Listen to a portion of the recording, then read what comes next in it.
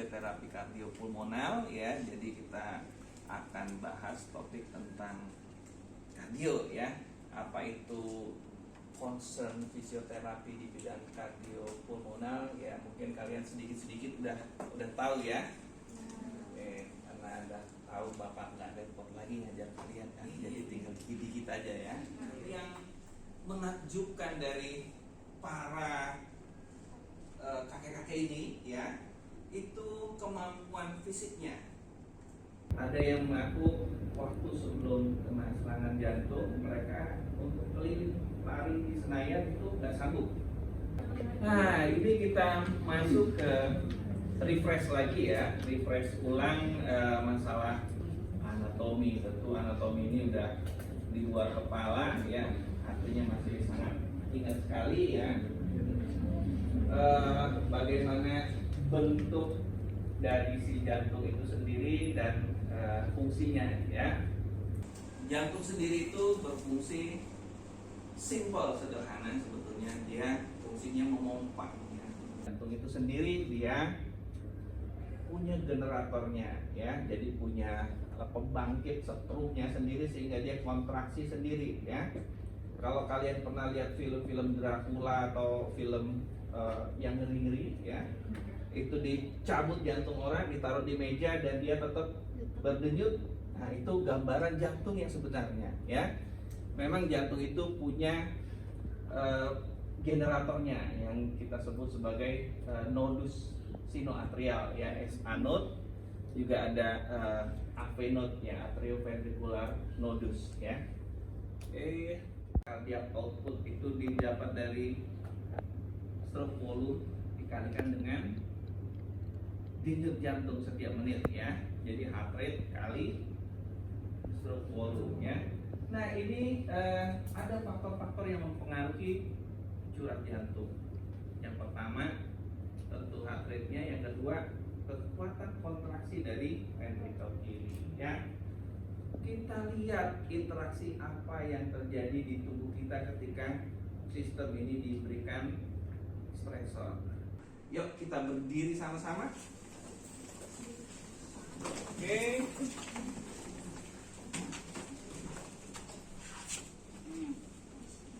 Deo, ukur denyut. Komandokan ke teman-teman semua untuk mulai. Saya jangan nyasar ya. Ini di sini 3 jari. Oke, sini. Udah ketemu semua? Oke, udah ketemu. Deo silahkan 10 detik kali 6. Kamu lihat jawab gimana coba? Mulai 1, 2, 3, 4, 5, 6, 7, 8.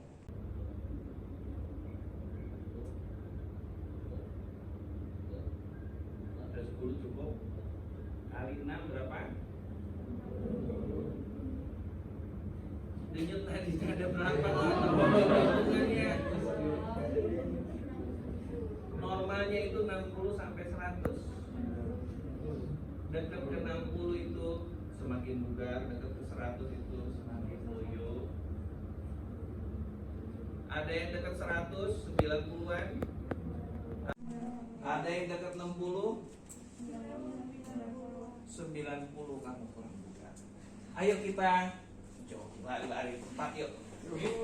Angkat yang tinggi kakinya. Yuk. Oke. Yang kuat. Ayo yang belakang. Yang kuat. Ayo komandoin. Mulai.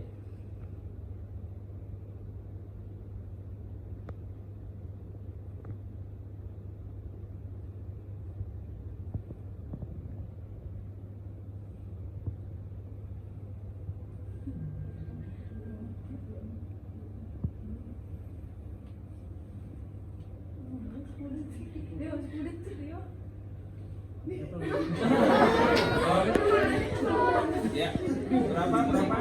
60.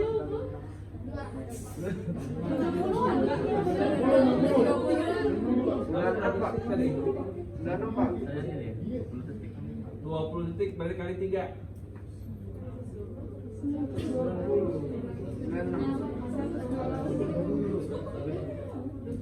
Oke, ya itu tubuh kita berespon terhadap sesuatu ya, stresor yang diberikan ya dari peningkatan kebutuhan energi dan oksigen dikompensasi oleh peningkatan curah ya, cardiac output yang kita bisa cek fenomenanya adalah peningkatan denyut jantung ya. Oke. Nah, kalau seandainya ada terjadi kegagalan jantung ya, kegagalan jantung atau cardiac output ya, dari curah jantungnya itu nggak cukup ke seluruh tubuh ya. Nah, kira-kira apa yang terjadi di tubuh kita? Lemas. Kenapa lemas?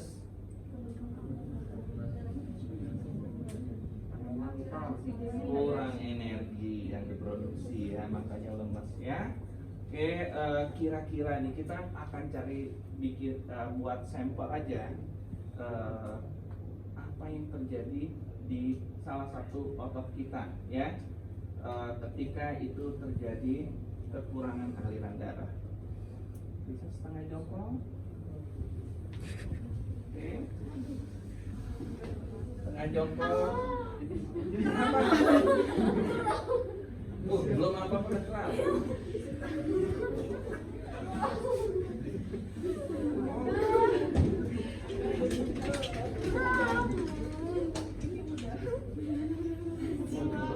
Ya, setengah jongkok. Yang tegak tapi jangan lu tegak setengah jongkok. Badannya tegak, ini setengah jongkok. Nah, begitu. Tahan ya. Ini namanya kontraksi isometrik. Jenis kontraksinya kontraksi apa ya? Kapal gede. Kontraksi tetanik ya. Oke, ingat aja itu ya. Dia kontraksi terus, dengan kontraksi terus pembuluh darah tertekan, malah terjadi penurunan aliran darah ke jaringan itu. Ayo, tahan ya. Tahan. Oke, cukup ya. Apa yang dirasa? Sakit ya, karena apa? Di situ ada kekurangan nutrisi oksigen. Nah, karena nutrisi oksigennya kurang, maka dia akan produksi energi. Produksi dibutuhkan nggak? Ya. Akan diproduksi terus secara anaerobik. Kalau diteruskan, kira-kira apa yang terjadi? Oke, terus lingkungannya jadi seperti apa? Lingkungan di dalam jaringan ini, maksudnya bukan lingkungan kita. Jadi A, kalau pH rendah apa tuh? A, ya, asidosis ya. Kalau terlalu rendah, ya, pH terlalu rendah, maka jaringan itu akan ya. Kalau lingkungan nggak cocok, kalian akan seperti apa? Nggak nyaman, terus lama-lama mati ya. Oke. Itulah kira-kira ketika orang yang mengalami gagal jantung, maka akan terjadi seperti yang ada di otot quadriceps kalian ya, ketika setengah jongkok. Oke, sejauh ini ada pertanyaan. Inilah Bapak senang ngajar di kelas ini, pinter-pinter.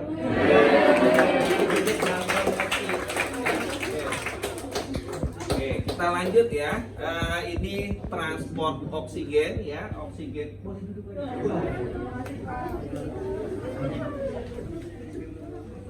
transport oksigen ya, oksigen yang ada di lingkungan ini ya, itu bisa masuk ke dalam sel kita, ada perjalanannya ya.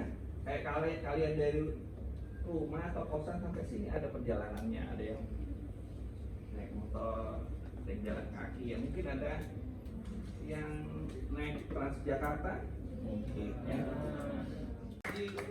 Di alveol itu semakin turun tekanannya sehingga dia bisa dari lingkungan berdifusi ke arteri, berdifusi ke jaringan ya. Oksigen akan lari di situ, bukan lari ya, akan berpindah ya sampai ke jaringan, sampai ke sel ya, karena ada perbedaan tekanan gas ya, tekanan parsial gas ya, karena oksigen bukan menyeluruh 100% tapi 20 sampai 21% ya, kisaran itu ya.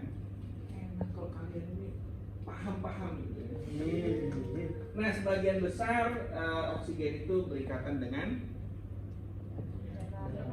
di darah, berikatan dengan hemoglobin yang sisanya terlarut dalam plasma ya. 98,5% itu terikat dengan Hb ya. Makanya kalau kalian Hb rendah, lemes ya, karena oksigennya diangkut sedikit ya. Oke, nah ini sedangkan CO2 ya itu kebalik ya, tekanan di tubuh kita lebih besar dibandingkan di luar, makanya bisa dia berdifusi ke luar ya. Oke.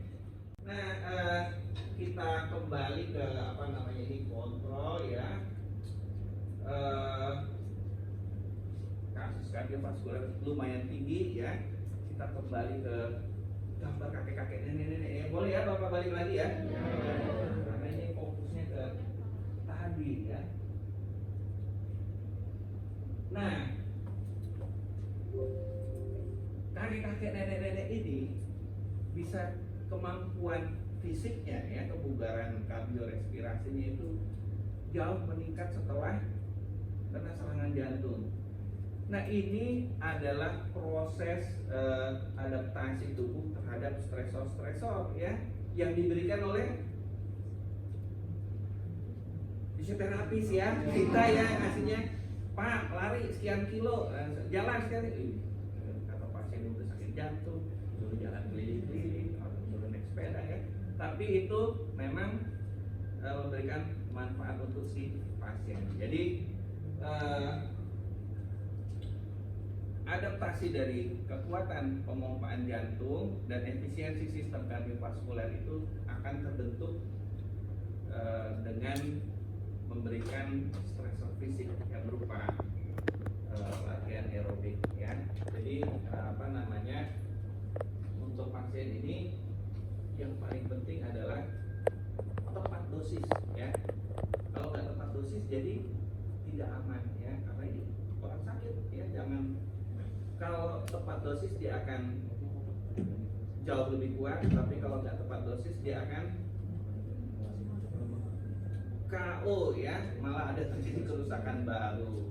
Oke, sejauh ini ada yang mau didiskusikan? Paham semua? Beneran paham? Oke, kalau udah paham, senang sekali ngajarin kelas ini. Nanti kita ketemu untuk praktek PKG dan seterusnya ya. Oke, kita istirahat dulu kalau gitu. Kita lanjut untuk sesi praktek ya. Baik, terima kasih atas perhatiannya ya. Semoga bermanfaat ilmunya.